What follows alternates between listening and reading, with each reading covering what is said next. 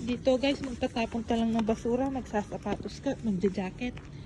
Ayan guys, magtatapon lang kami ng basura. Kailangan magsapatos at mag-jacket sa sobrang lamig.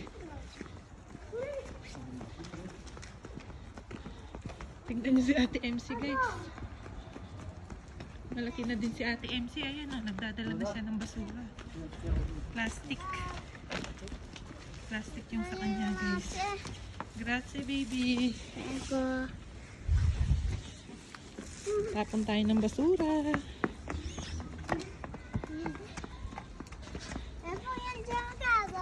Si, subit oh. Ayan guys, malapit lang naman yung tapunan ng basura dito.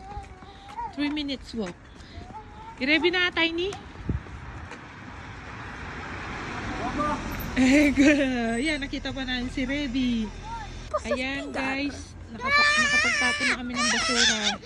Ci sono anch'io, sono appena arrivata. Si, nakita pa namin si Revi, hinatid sa bahay.